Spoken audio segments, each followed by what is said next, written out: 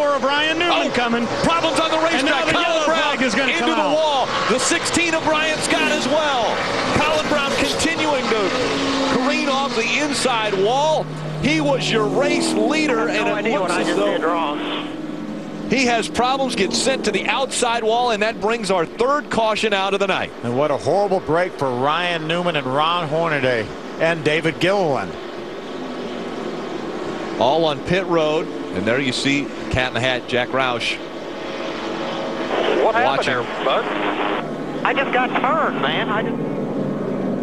We heard Colin Braun say, I have no idea what I did wrong there. We'll have to check it on replay. I have no idea what he did wrong either.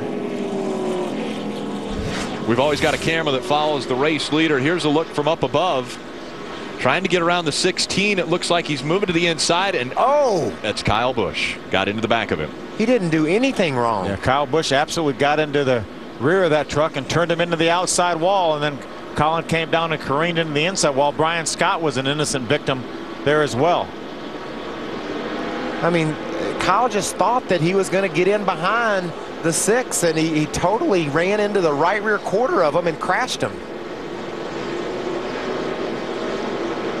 What a horrible break for Colin Braun. Here's Kyle Busch. He's trying to go around the outside.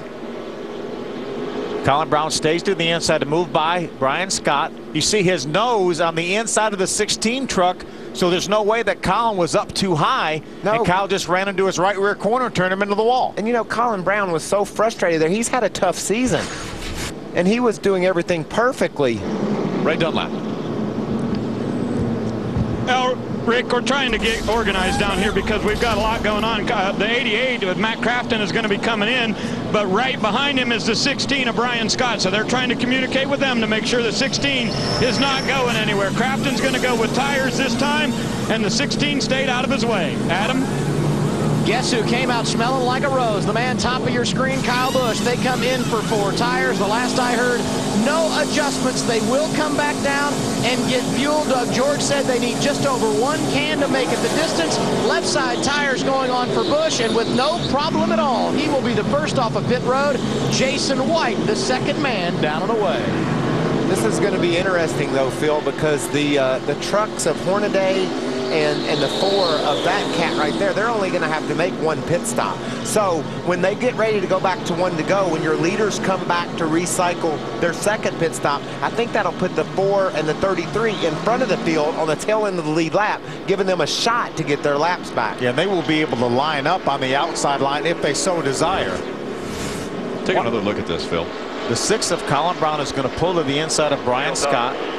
You see Kyle with a run right there, and he just moves to the inside just enough to clip that right rear corner. I think he thought he was just going to fall in behind Colin Braun and maybe misjudged it a little bit. Draft him past the 16, and he ran into the poor kid and crashed him. I mean, I think absolutely no malicious intent right there. He was just going to try to follow Colin Braun, and it looks like he just misjudged it a little bit.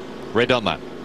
Well, this is our classic double dip here. Whenever you get a caution at this point, after you've been under a long green flag, you want to get tires and fuel. We'll see the 10 truck of James Buscher come in, and the whole rest of the field all with them. We got about 20 trucks down on my end.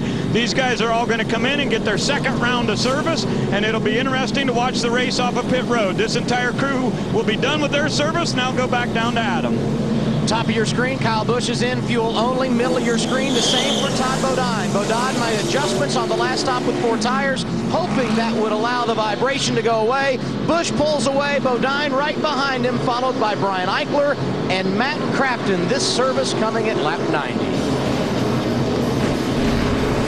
The caution happening right here. Kyle Busch into the back of the 6 of Colin Braun, who was the race leader. Splits those 2, and he takes the lead.